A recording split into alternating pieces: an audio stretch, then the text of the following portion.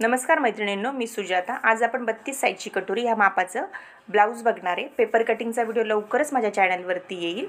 Edit करायला तर वेळ नसतो, त्यामुळे चॅनलवरती यायला उशीर लागतो। ठीक आहे, आता आपण काय करू, सर्वात आधी आहे ना, जे मी कटिंग केलेलं आहे ना ते वेगवेगळं करून घेऊ। कटोरी, बॉडी, हात आणि पाठीचा भाग, म्हणजे कसं शिवताना आपल्याला त्रास होत नाही। सर्वात आधी मी कटोरी जॉईन करून घेते। गळा व्यवस्थित स्टिच करायचा, ओढायचा नाही आणि फॅब्रिक अस्तरपेक्षा मोठं पाहिजे, म्हणजे कटिंग करताना त्रास होत नाही। बघा, व्यवस्थित कटिंग करून घ्यायचं। हळूहळू कटिंग करा तुम्ही। आता मला सवय झालेली आहे, सगळी चारी पाचची बाजू व्यवस्थित कट करायच्या। बघा, व्यवस्थित कटिंग झालेली आहे। दोन्ही कटोऱ्या मी तशाच करून घेतलेल्या आहे। बघा, बघू शकता तुम्ही, दोन्ही व्यवस्थित कटिंग करून घेतली। आता आपण बॉडीचा भाग घेऊ। तुम्हाला जर वाटलं ना हाताने स्टिच करून घ्यायचं आणि नंतरला आपण मशीनवरती जॉईन करायचं, तुम्ही तसं पण करू शकता। टाचण्या लावून घ्यायच्या तर टाचण्या पण लावून घेऊ शकता तुम्ही। आता मला कसं आहे, 20 वर्षाचा एक्सपिरियन्स आहे आणि मी एका हाताचा वापर बघा किती व्यवस्थित करते। त्या पद्धतीने जर तुम्ही केलं ना, असं दाबून दाबून, पण हा ब्लाऊज हल्लं पाहिजे, नाहीतर तिथंच दाबून धरायला पुढे जाणारच नाही ब्लाऊज। व्यवस्थित हे पण कटिंग करून घ्यायचं। फॅब्रिक मोठंच कापायचं, जास्त पण मोठं कापू नका की ब्लाऊजच बसणार नाही, असं करू नका। थोडं थोडं मोठं कापायचं, म्हणजे कसं जेणेकरून आहे ना आपल्याला शिलाई आहे ना व्यवस्थित गोल आकार, जिथं कर्व देता येईल तिथं कर्व देता येईल। बघा, प्लेन अशी शिलाईमुळे प्लेन ब्लाऊज असं तयार होतं। कसं असतं, मी इस्त्री करत नाही ब्लाऊजला, पण शिलायांमुळे ब्लाऊज हे व्यवस्थित दिसतं। आता आपण हात जॉईन करायला घेऊ। हात व्यवस्थित जॉईन करायचे। बघा, सर्वात आधी मी जी उलटी बाजू आहे ती खाली ठेवली, तर मी तुम्हाला पुढे दाखवेल। बघा, हे बघा, उलटी बाजू सीधी बाजू मध्ये ठेवायची आणि त्याच्यानंतर अस्तर ठेवायचं, म्हणजे जेव्हा आपण पलटी करतो ना ते आपोआप सीधी बाजू वरती येते। खाली उलटी बाजू आहे, मध्ये सरळ आहे आणि वरती अस्तर आहे। अशा पद्धतीने, जे नवीन असेल त्यांच्यासाठी खास हा व्हिडिओ आहे, म्हणजे जेणेकरून त्यांना गोंधळल्यासारखं नाही होणार। आता आपल्याला दाबटीप द्यायची आहे। दाबटीप अस्तरच्या बाजूने द्यायची, लक्षात ठेवा। बघा, बघू शकता तुम्ही, अस्तरच्या बाजूने द्यायची। मी बोटाने दाखवते पण आहे, म्हणजे जेणेकरून तुमच्या लक्षात येईल। शिलाया सरळच द्यायच्या, कारण जर शिलाया सरळ नसेल तर ब्लाऊजला फिनिशिंग येत नाही। तुम्ही कितीही व्हिडिओ बघा, फिनिशिंग कशी करायची ब्लाऊजला येणारच नाही, एक्सपिरियन्स पाहिजे। आता आपण टीप द्यायची। इथे 5 नंबरची शिलाई पण तुम्ही करू शकता, आणि तुम्हाला वाटलं हात शिलाई करायची तशी पट्टी फोल्ड पण करू शकता। मी अस्तरला सहसा आहे ना फोल्ड करत नाही।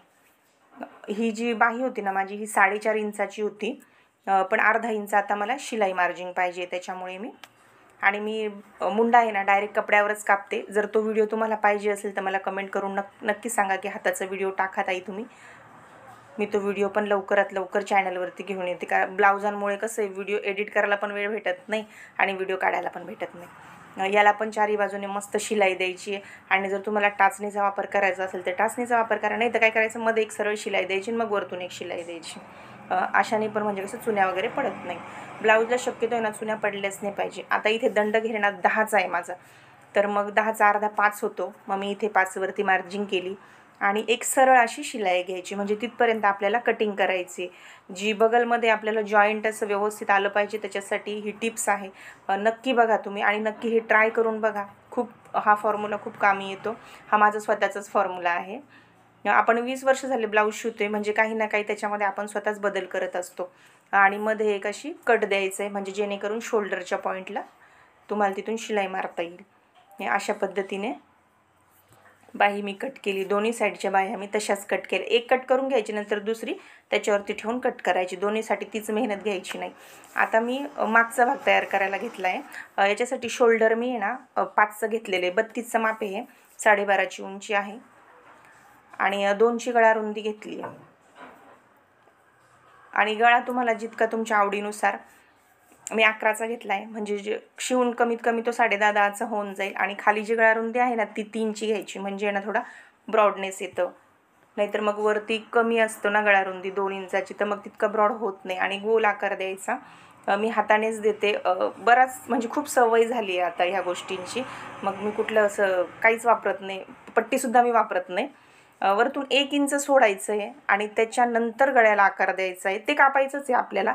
त्याने काय होतं माहिती आहे का, जो गळा असतो ना तो पसरत नाही, बस हा एवढंच होतं, बाकी काही नाही। ते का ठेवलंय, कशासाठी ठेवले, तुम्ही पण एकदा ट्राय करा, म्हणजे तुम्हाला पण कळेल। आणि मी आता टाचण्या लावून घेते। मशीनवरती कसं बसत नाही ना, मग त्याच्यामुळे टाचण्या लावून घेतल्या ना, मग कसंही जर फिरवलं तरी पण गळा हालत नाही. आणि गळ्याला शक्यतो आहे ना टाचण्याच लावून घेत जा, नाही तर मग हाताने शिवून घ्या. आणि नंतरला ब्लाऊज शिवताना घाई करायची नाही, म्हणजे कसं फिनिशिंग पण छान येते, प्रॉपर येते, इस्त्रीची गरज पडत नाही. आणि मग तुम्ही अशी गोल आकारात शिलाई द्यायची. ही शिलाई देताना पण बघा व्यवस्थित बघा व्यवस्थित तुम्ही बघू शकता, खूप छान अर्धा इंचावरती जरी दिली तरी पण काही हरकत नाही. थोडा गळा वाढतो म्हणून आधीच गळा थोडा कमीच कापायचा, कारण शिवताना मग परत पलटी होताना तसं वाढतच असतो मग गळा. सुंदर अशी टीप तयार देऊन झाली आहे.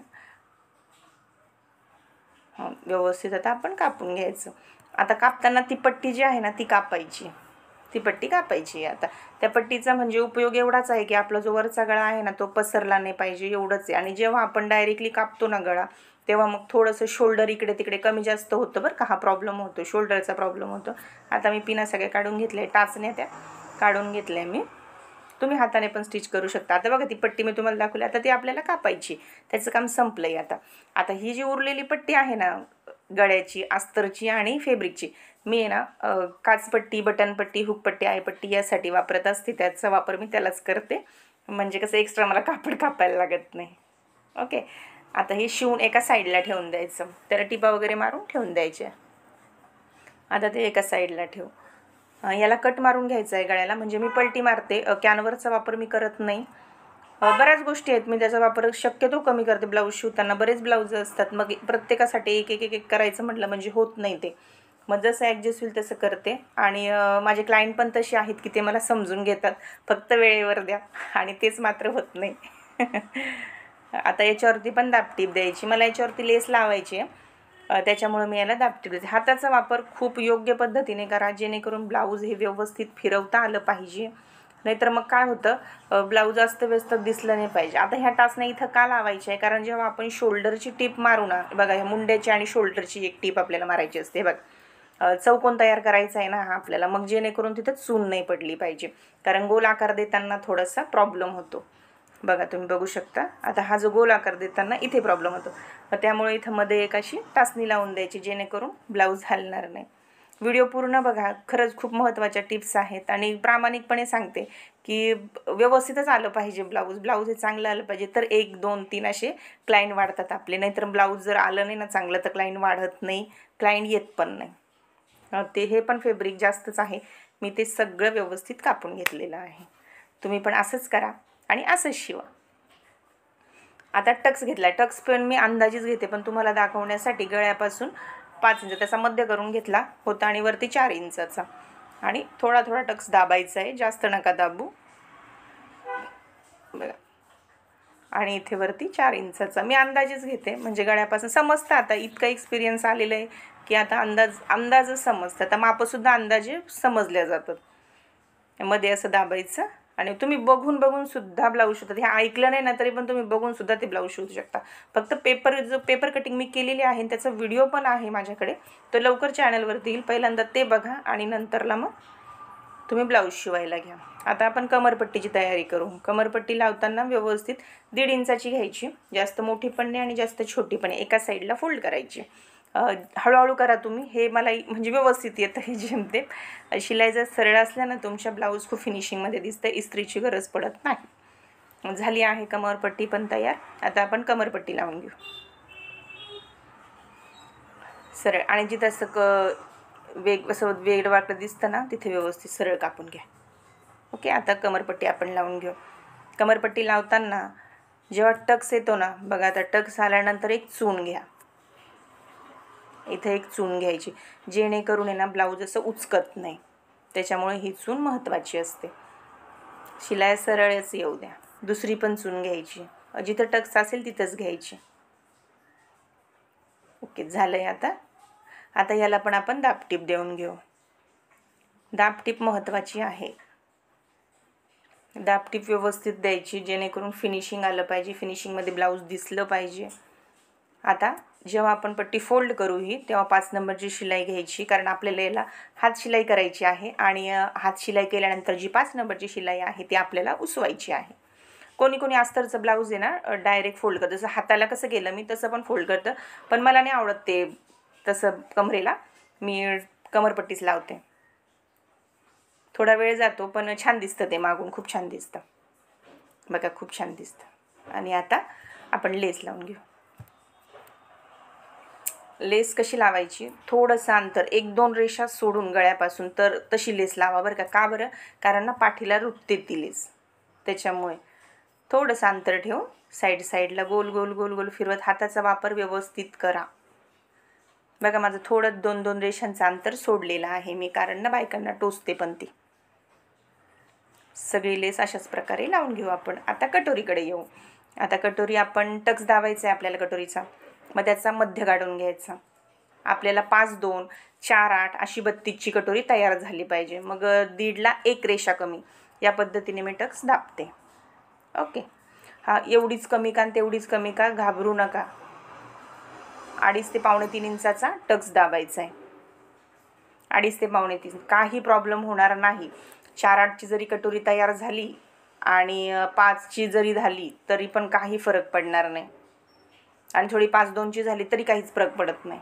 घाबरू नका. फक्त बॉडी जी असते ना आपली कटोरी आहे ना ती ॲडजस्ट करते बघा. सुंदर अशी सुरेख कटोरी तयार झालेली, एकदम मस्त. टक्स पण जबरदस्त. दुसरं पण त्याच पद्धतीने करू. 5-2 पर्यंत कटोरी काहीच प्रॉब्लेम होणार नाही. आणि जर झालाच तर मग होतच नाही, पण होतच नाही.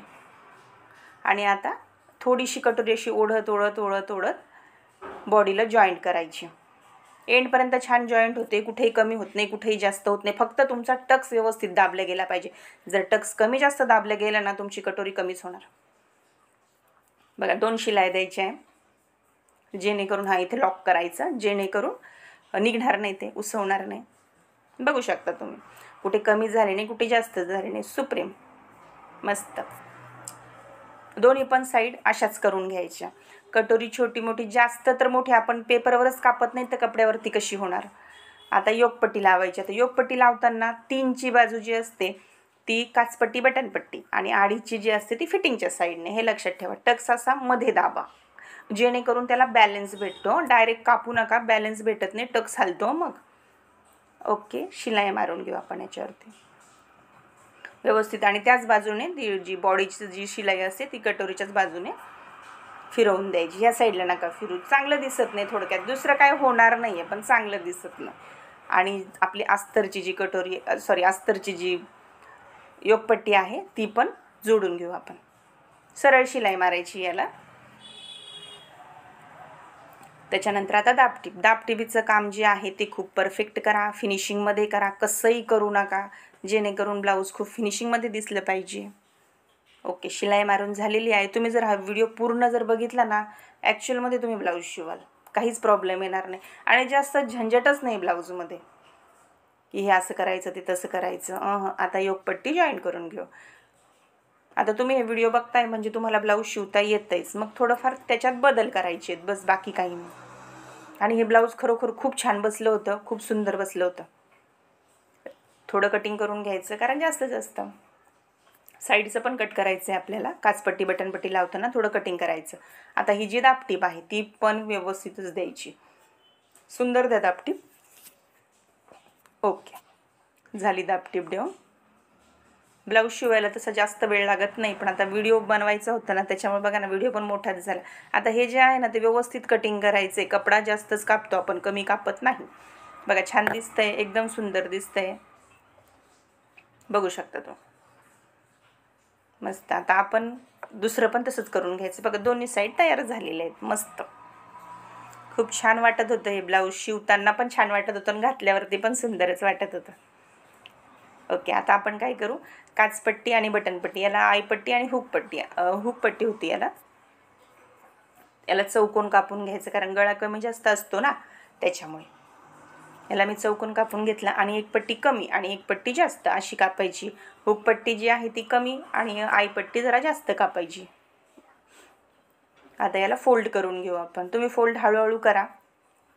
आता मला सवय झालेली आहे त्याच्यामुळे मला काही प्रॉब्लेम वाटत नाही त्याचा. ओके. आता आपण आईपट्टी आणि हुकपट्टी लावून घेऊ. सर्वात आधी छोटी पट्टी घेऊ, तिला व्यवस्थित कापून घेऊ. त्यानंतर ही हुकपट्टी आहे वरच्या साईडने लावा. व्यवस्थित शिलाया घ्या, खूप सुंदर शिलाया घ्या, सरळ शिलाया घ्या. ब्लाऊज हळू शिवा, घाई करू नका, जेणेकरून परत ते क्लायंट आपल्याकडे आलं पाहिजे. थोडं फोल्ड करायचं, ती पट्टी फोल्ड करायची आणि त्यानंतर ना इथे एक असा कट द्यायचा आहे, कारण आपल्याला आहे ना दाबटीप टाकायची याच्यावरती. आणि 3 असे कट द्यामध्ये, म्हणजे जी जेणेकरून जी दाबटीप आहे ना ती व्यवस्थित बसली पाहिजे. आता याला मध्ये फोल्ड करायचं आहे आपल्याला, वरतून एक दाबटीप, त्यानंतर फोल्डिंग. बघा आता आतमध्ये आतमध्ये जाणार. हा बघ, आतमध्ये उजवा भाग आहे हा, आतमध्ये जाणार, हुक पट्टीचा भाग आहे. आणि ओके, वरतून दाबटीप आणि स्टिच करून घ्यायचं व्यवस्थित. आणि परत एक शिलाई मारून घ्यायची. पहिले आम्ही इथं ना हात शिलाई करायचो, आता हात शिलाई करणं बंद केलं आहे, कारण ना निघून जाते ती हात शिलाई, मग त्याच्यामुळे शिलाईच मारून देते डायरेक्ट. ओके, तयार झालेलं आहे. आता बघू शकता तुम्ही, खूप छान 4/8ची कटोरी तयार झाली आहे. 5ची झाली तरी घाबरू नका, 2ची झाली तरी घाबरू नका. काही कपडा जो असतो तो क्रॉसमध्ये असतो किंवा खेचल्या जातो, कधी कटोरी मोठी होते. म्हणजे असं घाबरायचं नाही की आता काय करू, काही नाही, बॉडी ॲडजस्ट करून घेते आपण, फिटिंग करतो त्याप्रमाणे बसून जातं, काहीच घाबरायचं नाही.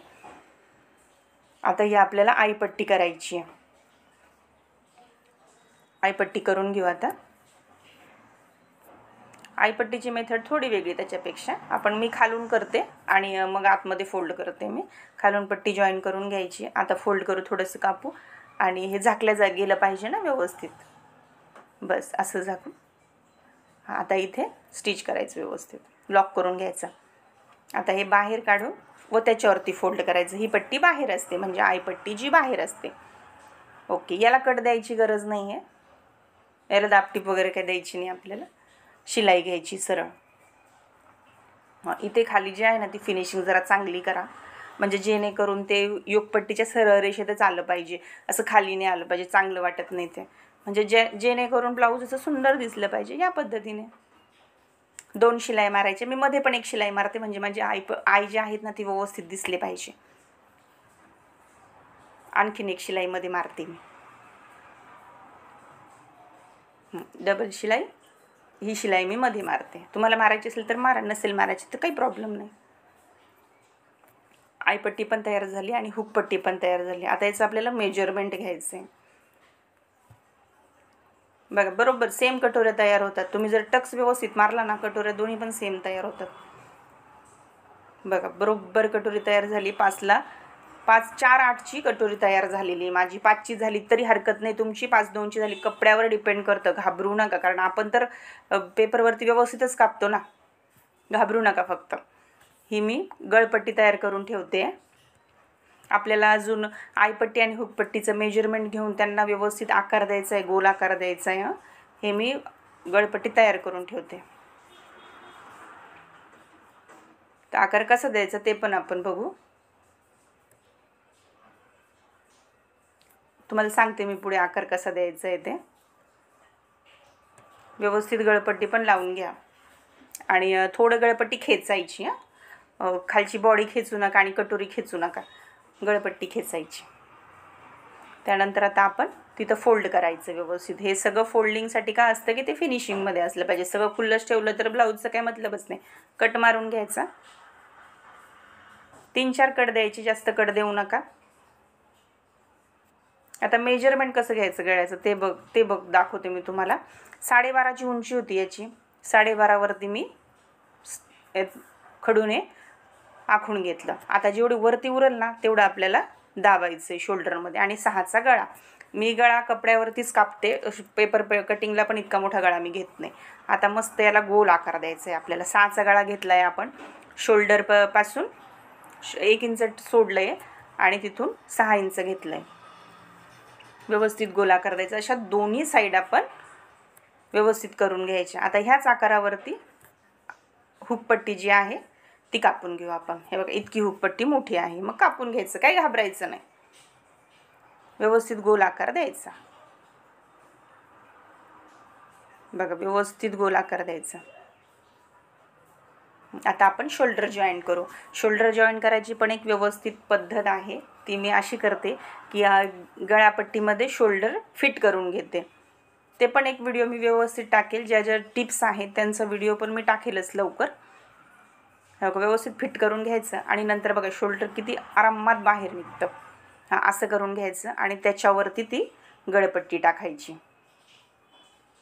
हे बघू शकता छानच आहे अशी. आणि मग तुम्ही टिप देऊ शकता.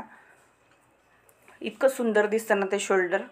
मी जी पट्टी गळाची केली होती ना ती 1 इंचाची सोडून, बघा शोल्डर जरासुद्धा इकडं तिकडं झालेलं नाही. पण नंतरला तरी शोल्डर कट करून घ्यायचं दोन्ही जॉईंट करून, म्हणजे कधी शिलाई तिकडं तिकडं झालं तर.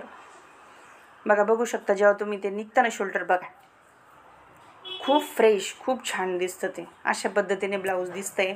मैत्रिणींनो खरंच सांगते, इस्त्री मी कुठल्याच ब्लाऊजला आजपर्यंत केलेली नाही आहे. इस्त्री मी करतच नाही. आता आपल्याला फिटिंग करायची. पहिल्यांदा शोल्डर आपण बघा दोन्ही व्यवस्थित असं जॉईन करून घ्यायचं. जे ह्या छोट्या छोट्या टिप्स आहेत त्या लक्षात घ्यायच्या, जेणेकरून आहे ना ब्लाऊज सुंदर दिसलं पाहिजे. बघा गळा एकदम गोल आलेला आहे. फिटिंगचा व्हिडिओ आहे ना मी एक सेपरेट टाकेल, म्हणजे जेणेकरून तुम्हाला अशीच फिटिंग करता आली पाहिजे. आता आपल्याला फिटिंग करायची. दोन्ही साईड जॉईंट करून घ्यायच्या. बघा अशा जॉईंट करायच्या. हे तर करू शकता. त्याच्यानंतर दुसरा भाग उचलायचा हुकपट्टीचा आणि त्या हुकपट्टीचं ते सरळ रेषेत ठेवायचं. हुकपट्टी आणि मागचा भाग. आणि जी आईपट्टी आहे ना ती सोडून द्यायची बाहेर. आणि हे जे उरेल ना जितकं उरेल, आता बघा हे आईपट्टी बाहेर सोडलेली कमरेच्या. आता गळा हा 6.5 इंचावरती होता माझा. 6.5, 7.5 आणि 8.5 बरोबर. 2 इंच मी जास्त घेतलं. 6.5 इंचाचा गळा. त्याच्यानंतर ही सरळ शिलाई सरळ खडूने आखून घ्यायचं. आणि हे एवढा कपडा आपला एक्स्ट्रा आहे ब्लाऊजमध्ये. जर हा कपडा आपण ठेवला ना तर ब्लाऊजची जी फिटिंगची शिलाई आहे ती पुढे येते, म्हणून हा कपडा ब्लाऊजमध्ये ठेवू नका. आता व्यवस्थित कापून घ्यायचं आहे. मागचा आणि पुढचा भाग पूर्ण कापू नका. थोडं 1.5 इंचावरती सरळ कापून आणि मग वरती घ्यायचं. हे पण तसंच कापा. दोन्ही साईड तशाच कापून घ्या. झालं ओके. आता आपल्याला बाही जोडायची आहे. शोल्डर मोजून घ्यायचं. 2.5 घ्या, 2.25 घ्या किंवा 2 आणि 1 रेष घ्या. काय तुम्हाला घ्यायचं आहे, किती घेतलं आहे पेपरवरती आणि किती उरतं आहे याचं मेजरमेंट व्यवस्थित आलं पाहिजे. आता बाही लावायची. बाही मी सेंटरपासूनच लावते, जेणेकरून जेव्हा बायका इस्त्री करतात घरी जाऊन ब्लाऊजला ती सरळ शिलाई आली पाहिजे. त्याच्यासाठी मी बाही, मग इकडं थोडंफार उरलं तरी चालतं. कारण का माहिती आहे का, ब्लाऊजमध्ये जेव्हा आपण कपडा कटिंग करतो ना तेव्हा जास्तच असतो कपडा, मेजरमेंटला जास्तच असतो, कमी घेत नाही. आता हे उरलं आहे, घाबरू नका, काहीच काळजी करायची नाही, तशी शिलाई द्यायची. फिटिंगला ॲडजस्ट करायचा तो भाग. हे सगळ्यांच्या चुका ह्या होतच असतात. असं काही प्रॉब्लेम नाही की हे असंच का झालं ते तसंच आलं पाहिजे असं नाही. ब्लाऊज आपण शिवतो ना त्याच्यातल्या चुका पण आपणच काढायच्या, दुरुस्त पण आपणच करायच्या. मग त्याच्यामधनंच आपण शिकत असतो. ओके. आता ही दुसरी बाजू पण आपली जॉईंट झाली. दोन्ही साईडच्या बाजू आणि डबल शिलाई घ्यायच्या. मी डायरेक्ट वळवते बघा. आता हे झालं ना, परत एक शिलाई घेऊन वरती काढून द्यायची. ओके झालं. आता ही दुसरी शिलाई, त्याच्यावरती 2 शिलाया पाहिजे. शिलाई चांगल्या मारा, जेणेकरून ब्लाऊज फिनिशिंगमध्ये आलं पाहिजे. ब्लाऊजला फिनिशिंगच लागते आणि फिटिंग, शोल्डर उतरलं नाही पाहिजे. बस ह्या 2-3 गोष्टी जर लक्षात आल्या ना, बस ब्लाऊज तुमचं, म्हणजे तुमच्याकडनं क्लायंट दुसरीकडे कुठे जाणारच नाही. मी आधी फिटिंग करून दाखवते एका बाजूची. दोन्ही साईड जॉईन करून घ्यायच्या. मी आहे ना चेस्टचं माप कधी घेत नाही. म्हणजे जेव्हा फिटिंग करते तेव्हा, जेव्हा मेजरमेंटला कोणी येतं तेव्हा घेते मी. पण जेव्हा मी हे फिटिंग करते ना तेव्हा मी चेस्टचं माप घेत नाही. बघा असा हात जॉईन करायचा. जर असा प्रॉब्लेम तुम्हाला आला तर असं ते कापून नाही टाकायचं काही, असा हात जॉईन करायची, फिटिंग करायची अशी. आता इथे 6.5 घेऊ आपण. ओके. 6.5 घेतलं. इथे शिलाई डबल लॉक करून घ्यायचं. सरळ शिलाई न्यायची, एकदम सरळ शिलाई न्यायची. आणि इथे 5 आणि 2 थोडं ढिल्लं ठेवायचं. 1-2 रेषा कधीही ढिल्लच ठेवायचं, लक्षात ठेवायचं. डायरेक्टली तोच दंड घेरे तोच ठेवायचा नाही. ओके. आता 2-3 शिलाई तुम्ही थोड्या थोड्या अंतरावरती मारून घ्यायच्या. मस्त खूप छान अशी फिटिंग आली होती, म्हणजे ब्लाऊज ओव्हरऑल खूप छान बसलं होतं, खूप सुंदर बसलं होतं. 3 शिलाई मारले आहे मी. दुसरी बाजूसुद्धा अशीच करून घ्यायची म्हणजे बाहीला, आणि जे उरतं ना थोडंफार उरतं ते काढून घेऊ. तुम्हाला जर ओव्हरलॉक करायचं असेल तर ओव्हरलॉक करा. मी ओव्हरलॉक पण करत नाही ब्लाऊजला. क्लायंट खुश आहेत, पण काही प्रॉब्लेम नाही आहे. तुम्ही बघू शकता खूप सुंदर अशी फिटिंग आलेली आहे. आता दुसरी बाजू पण अशीच करून घेऊ आपण. व्हिडिओ आवडला असेल तर नक्की शेअर करा, लाईक करा आणि सबस्क्राईब करा प्लीज प्लीज. बघू शकता तुम्ही खूप सुंदर फिनिशिंग आलेली आहे. टक्स बी व्यवस्थित दाबलं गेलेलं आहे. बघा, बिना इस्त्री करता जर ब्लाऊज इतकं सुंदर आहे, मग तुम्ही विचार करा. हे एक्सपिरियन्स असल्यावर होतं. मध्ये टाचणी लावून घेते मग तुम्हाला दाखवते. बघू शकता. अजून कसं ब्लाऊज पाहिजे, सुंदर ब्लाऊज आलेलं आहे. तुम्ही पण शिवू शकता, तुम्ही पण ट्राय करा. पेपर कटिंगचा व्हिडिओ मी टाकते, ह्याच पेपर कटिंगचा व्हिडिओ टाकते, म्हणजे जेणेकरून तुम्ही ह्याच मापावरती असंच ब्लाऊज तुम्ही शिवू शकता. ॲक्च्युली 32, 36 आणि 34चे ब्लाऊज हे जास्त प्रमाण असतं शिवायचे. बघू शकता. गळा पण अगदी गोल आलेला आहे, बसला पण जबरदस्त आहे, छान. शॉर्ट व्हिडिओ टाकतच असते मी, तिथं जा, त्या चॅनलवर जाऊन पण बघा, लाईक करा आणि व्हिडिओ शेअर करा. थँक्यू.